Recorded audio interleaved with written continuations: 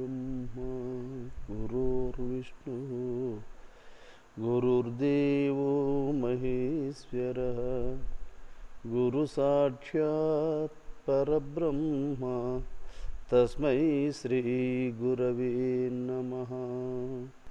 ओम कृष्णं कमलपत्राक्षं पुण्यश्रवणकीर्तनं वासुदेवं जगद्योनिं नौमि नारायणं हरिम्। ओम व्यासाय विष्णुरूपाय व्यासरूपाय विष्णवे नमो वै ब्रह्मनिधये वासिष्ठाय नमो नमः। ओम नित्यानन्दस्वरूपाय बोधैकसुखकारिणे नमो वेदान्तवेद्याय गुरुवे बुद्धिसाक्षिणे। तल्ली निन्नु तलंचि पुस्तकमु చేతన్బోనితిన్ నీవు నాయులంబందున నిల్చి జృంభణముగా నుక్తుల్ సుశబ్దంబులున్ శోభిలంబల్కుము నాదువాక్కునన్ సంప్రీతిన్ జగన్మోహిని స్ఫులాబ్జాక్షి सरस्वती भगवती भारती पूर्णेन्दुबिंबानना। పూజ్యనీయమైనటువంటి సర్వసాక్షి అయినటువంటి పరబ్రహ్మస్వరూపమైనటువంటి జగద్గురువగు శ్రీ కేశవానంద యోగి చంద్రుల పాదపద్మములకు శిరస్సాష్టాంగ నమస్సుమాంజలులు. ఈరోజు మనం సరస్వతి రహస్యోపనిషత్ వినబోతున్నాం. కుటుంబములో తండ్రి పోషణకర్త అయినప్పటికీ తల్లి ఎలా సంరక్షణ బాధ్యతలను ఎలా తీసుకుంటుందో బిడ్డల విషయంలో, అలాగా బ్రహ్మ సృష్టిని చేస్తే ఆ సృష్టిని ఎలా సంరక్షించాలనో ఆ బాధ్యతలను నిర్వర్తించినటువంటి సాధ్వీమణి బ్రహ్మదేవుని సతీమణి మహాపతివ్రతా శిరోమణి అయినటువంటి సరస్వతీదేవి చెప్పినటువంటి యొక్క ధర్మాలు. అందుకే ప్రతి శరీరాన్ని బ్రహ్మ సృజిస్తే ప్రతి శరీరములోనూ నాలుక యందుండి తన అభిప్రాయాన్ని, తన మనోగత అభిప్రాయాన్ని, తన మనస్సులో ఉన్నటువంటి తన అభీష్టాలను వాక్రూపంలో తెలియజేస్తూ ఉంటుంది. సరస్వతీ స్వరూపమైనటువంటి వాక్కును వేదసమ్మతమైనటువంటి భగవత్సమ్మతమైనటువంటి ధర్మస్వరూపమైనటువంటి వాక్కులు ఉద్ధరింపబడేటట్టు చేస్తాయని, జీవునికి ప్రశాంతతను సుఖ సంతోషాలను అనుగ్రహింపజేసేటువంటి వాక్కులని మనం తెలుసుకోవాలి. ఇక్కడ సరస్వతీదేవి అస్తి, బాతి, ప్రియము, నామము, రూపము అని ఆత్మ 5 లక్షణములతో ప్రకాశిస్తూ ఉంది ఈ జగత్తునందు అని చెప్తుంది. అస్తి, భాతి, ప్రియం, రూపం, నామ, చైత్యం స పంచకం. ఆద్యత్రయం బ్రహ్మరూపం జగద్రూపం తతో ద్వయం. ఈ 5 3 పరబ్రహ్మస్వరూపములై ప్రకాశిస్తూ ఉన్నాయి.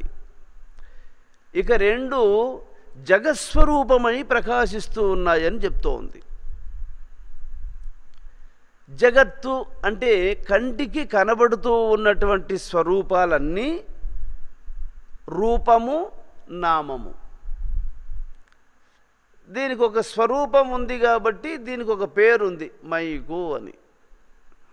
ఈ శరీరమునకు ఒక పేరు చూడండి. అలాగే ప్రతి శరీరాన్ని ధరించిన ఒక వ్యక్తికి ఒక్కొక్కరికి ఒక్కొక్క పేరు. ఈ పేరు ఎలా వచ్చింది అంటే రూపం వచ్చింది కాబట్టి పేరు కూడా వచ్చింది.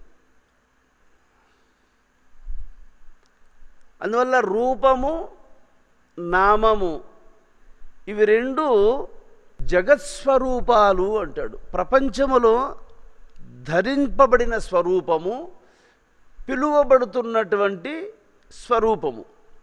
ఇక అస్థి, భాతి, ప్రియం ఇవి మూడు, ఒకటి జీవాత్మ, ఒకటి పరమాత్మ, మూడవది జ్ఞానము.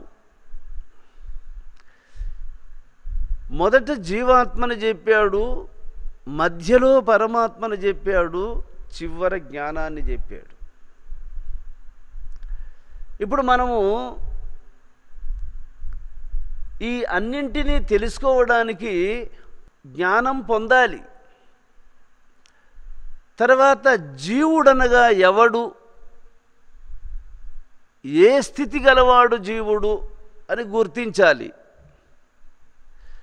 తర్వాత పరమాత్మ యొక్క స్థాయి ఏంటి, ఆయన ఎలా ఉంటాడు అనేది తెలుసుకోవాలి. ఈ తెలుసుకోవడానికి కావాల్సిందేంది? జ్ఞానం. సమస్తాన్ని మరిపించేటువంటి నిద్ర, అన్నిటినీ చూపించేటువంటి మెలకువ. ఏది? దృశ్యస్వరూపమైనటువంటి జగత్తును. ఈ నిద్ర, ఈ మెలకువ కలవరింతలతో కూడిన స్వప్నము. తర్వాత ఇంకా సుఖము, దుఃఖము, కామక్రోధాదులు ఇవన్నీ కూడా దీనికి సంబంధించినవే. ఈ లక్షణాలన్నీ కలిగి బద్ధుడైనటువంటి వాడు జనన మరణముల రెండింటికి ఎదుటపడేటువంటి వాడు, ఈ రెండిటిని అనుభవించేవాడు, వీటి నుండి విడుబడలేక వీటికి సంబంధమైనటువంటి యొక్క శరీరాలను ధరిస్తూ మాయచేత పట్టుబడిపోయినటువంటి వాడు జీవుడు. పరమాత్ముడు అనగా స్వప్న సుషుప్తి జాగ్రత్తలు లేనివాడు, నిద్ర మెలకువలు లేనివాడు, బాల్య యవ్వనాది దశలు లేనివాడు, జనన మరణములు లేనటువంటి వాడు. ఆయన శాశ్వతుడు, సుఖస్వరూపుడు. ఇప్పుడు జీవునకు దేవునికి ఉన్నటువంటి లక్షణాలను మనం తెలుసుకున్నాం. ఇక జీవాత్మ ఇట్టి స్థితిలో బంధింపబడి ఉన్నాడు గనుక పరమాత్మ వీటికన్నిటికీ విలక్షణంగా సాక్షిగా వేరై అన్నిటికీ అగ్రస్థానములో ఆయన ఉన్నాడు గనుక ఆ పరమాత్మకు ఈ జీవాత్మకు అనుబంధాన్ని కలిగించేది జ్ఞానం ఒక్కటే. ఎట్టయితే రెండు ముక్కలుగా విరిగిపోయినటువంటి బంగారము వెలిగారం యొక్క సహకారముతో ఆచారి ఏ విధంగా రెండు ముక్కలను ఒక్కటి చేస్తాడో అదేవిధంగానే జీవునకు పరమాత్మనకు దగ్గర సంబంధము ఉంది. అయితే ఇవి రెండు విరిగిపోయి వేరైపోయినాయి. పూర్తిగా పరమాత్మ యొక్క లక్షణాలనే కోల్పోయి ఉంది జీవాత్మ. అందువల్ల ఇప్పుడు జీవునికి జన్మము సంప్రాప్తమైంది. జీవుడు ఎక్కడున్నా జీవించే స్వభావము కలిగిన వాడు. జీవించడం అంటే ఏమి? బ్రతికి ఉండడం. మరణం అనేది శరీరాన్ని జీవుడు విస్మరించడం, శరీరాన్ని వదిలిపెట్టేసి వెళ్ళిపోతాడు. ఎవడు? జీవుడు. ఆ వెళ్ళిపోయిన దానివల్ల మరణం అనేది శరీరానికే కానీ జీవునకు కాదు. జీవుడు దీని నుంచి వదిలి వెళ్ళిపోయి ఏమవుతాడు అంటే, వాడు ఆత్మజ్ఞానము లేదు గనుక, బ్రహ్మజ్ఞానము లేదు గనుక, యోగానుభూతి కలిగిన వాడు కాకుండా ఉన్నాడు గనుక, వీడు బంధముతో కూడినటువంటి మాయతోనే అనుబంధము కలిగి ఉన్నాడు గనుక, ఈ జీవుడు ఇప్పుడు వదిలేసిపోయినాడే శరీరము, దానికి సంబంధించినటువంటిది మరో శరీరాన్ని ధరిస్తూ ఉంటాడు. ఇలాగే ఒకదాని తర్వాత ఒకటి, ఒకదాని తర్వాత ఒకటి. మనం ఎట్టయితే స్నానం చేసి ఒక డ్రెస్సు మార్చుకుంటాం, మళ్ళీ స్నానం చేసి ఇంకో డ్రెస్సు మార్చుకుంటాం, మళ్ళీ స్నానం చేసి ఇంకో డ్రెస్సు మార్చుకుంటాం. అలాగా జీవుడు శరీరాలను దీన్ని మార్చేస్తాడు, ఇంకొక దాన్ని తగిలించుకుంటాడు. మళ్ళా బాల్యం, మళ్ళా యవ్వనం, మళ్ళా ముసలితనం. దాన్ని వదిలేస్తాడు, ఇంకొక దాన్ని ధరించుకుంటున్నాడు. ఇది జీవునికి ప్రతి జన్మ దుఃఖదాయకమే. ప్రతి జన్మ ఎన్నో సమస్యలతో కూడి నడుస్తుంది జీవితం. ఊరికే నడవదు. ఎవ్వరికీ సజావుగా, సాపీగా, సుఖంగా, ఏ సమస్య లేకుండా జీవితం ఎవ్వరికీ గడవదు. కారణం ఏంటంటే, రెండింటినీ చేసుకొని వచ్చినాం మనం. పాపం పుణ్యం రెండూ చేసుకొని వచ్చినాం. ప్రతిరోజు ఎట్లా సూర్యోదయం, మధ్యాహ్నం, సాయంత్రం రోజు 3 దశలు ఎట్లా కనపడతా ఉంటాయో మనకు సూర్యుని ద్వారా. అంటే సూర్యుడు మనకు చూపిస్తున్నాడు, జీవితం ఇంతే, బాల్యం, యవ్వనం, ముసలితనం, సూర్యోదయం, మధ్యాహ్నం, సాయంత్రం. ఇది ఉదయాద్రి, ఇది హస్తాద్రి సూచిస్తూ ఉంటుంది. సూర్యుడే గురువు, సూర్యుడే మన ఉపాసనకర్త. మనం ఉపాసించాల్సింది ఆయన్నే, మనం దర్శించాల్సింది ఆయన్నే. బయట సూర్యుని దర్శిస్తున్నాము, లోపల సూర్యుని దర్శించడమే మోక్షం. అందుకే కేశవానంద యోగి చంద్రుడు వారు తరచుగా ఒక్కొక్క మాట అంటూ ఉంటాడు. ఈ బ్రహ్మాండాన్ని, ఈ పిండాండాన్ని ఏ ఒక్క సత్యమైతే నడిపిస్తూ ఉందో ఆ సత్యాన్ని ఎరిగినటువంటి సత్యసంధులకే అది ఎరుక. అలాగా బ్రహ్మాండాన్ని ప్రకాశింపజేసేటువంటి సూర్యుడే పిండాండము అని చెప్పబడే శరీరాన్ని కూడా ప్రకాశింపచేస్తూ ఉన్నాడు. ఆ సూర్యుడు ఎట్టయితే తూర్పు నుండి పడమరకు వెళ్ళి తన స్వరూపాన్ని మరుగు చేసుకుంటున్నాడో, అలాగే శరీరం అనేది తల్లి గర్భము నుంచి వెలువడుతుంది, భూదేవి గర్భములోకి దిగి వెళ్ళిపోతుంది. చూడు, తల్లి గర్భము నుంచి ఎదిగి పైకి వస్తుంది, క్రమంగా పెరిగి భూదేవి గర్భములోకి వెళ్ళిపోతూ ఉంటుంది. అందువల్ల ఇక్కడ ఏమంటాడంటే, రూపం నామ చైత్యంశ పంచకం. రూపము, నామము ఇవి రెండూ కూడా అశాశ్వతమైనవిగా గుర్తించి అస్థి, బాతి, ప్రియం అనే ఈ మూడింటిని మాత్రము జ్ఞాని అయినటువంటి వాడు బ్రహ్మస్వరూపముగా గుర్తించి ఉపాసించాలి అని సరస్వతీదేవి చెప్తోంది. రెండుగా విరిగిపోయినటువంటి బంగారు ఇప్పుడు రెండుగా కనపడుతుంది మనకు. ఇటు రెండిటిని అతికించడానికి వెలిగారం మూడవదిగా కనపడుతుంది మనకు. రెండు ముక్కలు రెండు అతికించడానికి వెలిగారం ఒకటి, 3.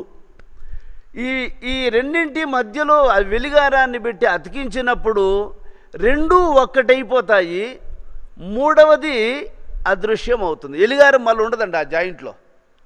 ఆ బంగారు అతికేంతవరకు మధ్యలో ఉంటుంది, కానీ అతుక్కున్న తర్వాత వెలిగారం అదృశ్యం అయిపోతుంది. ఎక్కడ దృశ్యం అవుతుంది అంటే, ఆ అతికించడానికి ఏ అగ్నినైతే వెలిగించి హీట్ చేస్తాడో ఆ అగ్నిస్వరూపమునందు విలీనమైపోతుంది వెలిగారం. ఇప్పుడు 2 ముక్కలు లేవు, 2 ఒకటి అయిపోయినాయి. వెలిగారము లేదు, అదృశ్యమైపోయింది. ఇప్పుడు 3 ఉన్నాయా? 3గా ఉన్నవి 2 ఎగిరిపోయినాయి, ఒక్కటైపోయినాయి. అందువల్ల ఇది 3గా ప్రకాశిస్తూ ఉంది. అందుకే దీన్ని ఇక్కడ అస్తి భాతి ప్రియం రూపం నామ చైత్యంశ పంచకం. ఆ ఒకే బ్రహ్మమే 5 స్వరూపాలుగా ప్రకాశిస్తూ ఉంది. ఈ 5 స్వరూపాలలో జీవ పరమాత్మల రెండింటినీ ఏకత్వమునర్చదగినటువంటి మూడవది అయినటువంటి జ్ఞానము, ఈ మూడింటిని మాత్రము బ్రహ్మస్వరూపములుగా గుర్తించి నామ రూపాత్మకమైనటువంటి ఈ రెండింటినీ అస్థిరములని గుర్తించాలి జ్ఞాని అని సరస్వతీదేవి ప్రారంభ వాక్యములో చెప్తోంది. అందువల్ల నామ రూపాత్మకం అంటుంది ఇక్కడ. చూడండి, ఇక్కడ నామము రూపము ఇవి రెండూ కూడా ఆత్మ యొక్క చిద్విలాసాలే అని చెప్తుంది. ఉపేక్ష్య నామరూపే ద్వే సచ్చిదానంద తత్పర సమాధిం సర్వదా కుర్యా హృదయే వాదవా బహిః.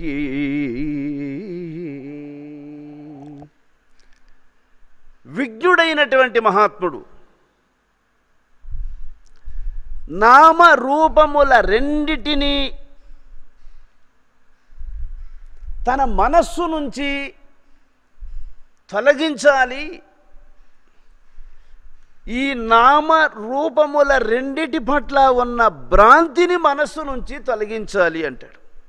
అందువల్ల ఇక్కడ ఉపేక్షే నామరూపద్వే, ద్వే అంటే రెండు, సచ్చిదానంద తత్పర. ఈ నామ రూపముల రెండిటికి విలక్షణమైనది సాక్షి అయినటువంటి యొక్క స్వరూపమునందు ఎవడు తత్పరత్వము కలిగి ఉంటాడో సమాధానమును పొందడానికి అర్హత కలిగిన వాడవుతాడని చెప్తోంది. హృదయములో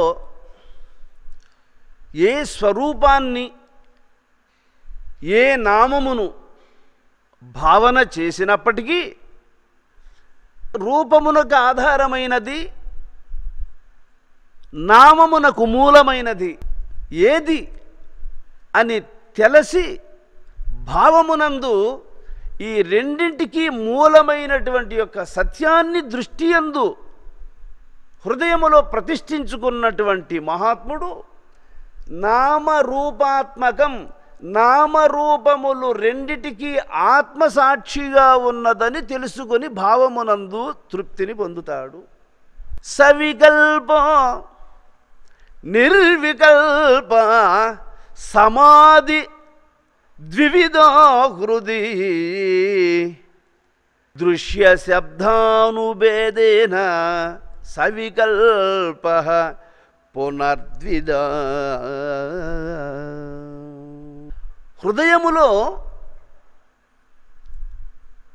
భావన సత్యసంధత, దీన్ని సవికల్పమని, నిర్వికల్పమని, దృశ్యానువిద్ధమని, శబ్దానువిద్ధమని చెప్తారు. దీన్ని పెద్దలు అని చెప్తూ ఉంది. చూచి ఆనందించడం, విని ఆనందించడం, సత్పురుషుల యొక్క మహావాక్యముల యొక్క తాత్పర్యాన్ని గ్రహించి పరవశించడం, పద్యములు, గద్యములు, కృతులు, సంకీర్తనలు, తత్వములు, ఈ అమూల్యమైనటువంటి సత్యస్వరూపాలను వాక్కుల ద్వారా శ్రవణము చేసి ఆ భావాన్ని గుర్తించి పరవశించడం, స్వరూపాలను, దేవతా స్వరూపాలను, సత్పురుష స్వరూపాలను, సర్వప్రాణియందు ఉన్నటువంటి అంతర్యామి యొక్క స్వరూపాన్ని భావమునందు ప్రతిష్ఠించుకోవడం, ఇది వెలుపల దర్శించినటువంటి స్వరూపాల ఆంతర్యాన్ని హృదయములో చైతన్యముగా భావన చేసి ప్రతిష్ఠించుకోవడం. దీన్ని ఏమంటాడంటే సవికల్పము అంటాడు. అందుకే వాయువు స్వరూపుడు జీవుడని, ప్రకాశస్వరూపుడు పరమాత్మయని, ఎట్లయితే నిప్పుల మీద మనము వాయువును ప్రసరింపజేసినప్పుడు ఆ నిప్పుల మీద గాలి యొక్క ప్రెజర్ పడినప్పుడు అగ్ని ఎట్లయితే తన ఉష్ణోగ్రతను పెంచుకొని ఎట్లా మండుకుంటుందో, కట్టెలతో ఎట్లయితే కలుసుకోవడానికి ఎలా ప్రయత్నిస్తుందో, అలాగా జీవస్వరూపము వాయువు స్వరూపము, పరమాత్మ యొక్క స్వరూపము ప్రకాశస్వరూపము. అందుకే కిందుండేవాడు శిష్యుడు, పైనుండేవాడు గురువు. కిందుండేవాడు జీవుడు, పైనుండేవాడు పరమాత్మ. మన శరీరములో ప్రకాశస్వరూపమైనటువంటి దృష్టి పైనుంది. వాయువు స్వరూపమైనటువంటి జీవుడు 21,600 తిరుగుతూ ఉండేటువంటి జీవుడు కిందున్నాడు. జీవుడు ముక్కు యందు తిరుగుతూ ఉన్నాడు. దేవుడు దృక్స్వరూపములో ప్రకాశిస్తూ ఉన్నాడు. ఈ రెండింటినీ ఒక్కటి చేయగలిగేది ఏది అంటే జ్ఞానం. ఈ జ్ఞానము ఇలా ఇడ పింగళుల రెండిటిని గుర్తిస్తుంది, రెండిటి యొక్క నడకను సమన్వయం చేస్తుంది, రెండిటిని పూరిస్తుంది, రెండిటిని కుంభకం చేస్తుంది, రెండింటిని అదిమి పట్టుకొని లంఘించి భ్రూమధ్యమును నొక్కుతుంది. తీవ్రతరమైనటువంటి సాధన, తీవ్రతరమైనటువంటి పరితాపము, ఇవి రెండింటి యొక్క సహకారము చేత మనస్సు చాంచల్య స్వభావాన్ని వీడి మనస్సు జ్ఞానస్వరూపాన్ని పొందేస్తుంది. ఎప్పుడు చాంచల్యం కలిగి ఉంటుంది అంటే దానికి ఇక్కడ చెప్తూ ఉన్నాడు. కామాద్య చిత్తగా దృశ్య సత్సాక్షిత్వేన చేతనం ధ్యాయే దృశ్యానువిధాయం సమాధి సవికల్పగా. దృశ్య ప్రపంచము ఎవని మనస్సులో ఉంటుందో వాని మనస్సు కోరికల చేత, అనేక విధములైనటువంటి సంకల్పముల చేత, అనేక విధములైనటువంటి భేద కల్పనలను సృజిస్తూ ఉంటుంది. పొగ కన్నులకు తగిలితే కన్నులకు బాధ ఏర్పడినట్లు, ఆ పొగ వెలువడడానికి అగ్ని మండకపోవడమే కారణమైనట్లు, అగ్నిగిన రగులుకున్నట్లయితే పొగ ఆగిపోయినట్లు, ఆ అగ్ని రగులుకోవడానికి గాలిని ప్రవేశపెట్టాలి అన్నట్లు, ఎప్పుడైతే మనం గాలిని ప్రవేశపెడతామో నిప్పుల మీద, ఆ గాలి యొక్క ప్రెజరుకు అగ్ని ప్రజ్వలిస్తుంది, ప్రజ్వలిల్లగానే పొగ తగ్గిపోతుంది. చూసావా? అలాగా జీవస్వరూపుడైనటువంటి ఆ పరమహంస, ఆత్మస్వరూపమైనటువంటి ఆ దృక్కు, ఈ రెండింటినీ ఒక్కటి చేయడానికై పెద్దల యొక్క అనగా సద్గురువు యొక్క ఉపదేశము, గురుభక్తి, గురువాక్య శ్రవణము, గురు సేవాఫలము, ఈ మూడింటి చేత ఉత్తముడైనటువంటి శిష్యుడు నాసిక మార్గములో పయనించే జీవాత్మను, దృక్స్వరూపమును ప్రకాశించే పరమాత్మను, ఈ ఇరువురిని పరిపక్వ దశకు చేరుకున్నటువంటి జ్ఞానస్వరూపము చేత రెండింటినీ ఒక్కటి చేసుకుంటాడు. దీన్ని ఏమంటాడు అంటే సవికల్పము అంటాడు. ఇక్కడ సవికల్పము, నిర్వికల్పము ప్రధానంగా ఇవి రెండు. ఈ రెండింటిలో సవికల్పం అనగా ఏది, నిర్వికల్పం అనగా ఏది అంటే, సవికల్పము అనగా ఏదైతే బయట దర్శిస్తూ ఉన్నావో అది ఏ వెలుపల లోపల కూడా ఉన్నదని తెలిసి హృదయంలో సమాధానమును పొందడం. మరి నిర్వికల్పం అనగా ఏది అంటే, గాలి లేనటువంటి చోట దీపము నిశ్చలంగా ప్రకాశించినట్లు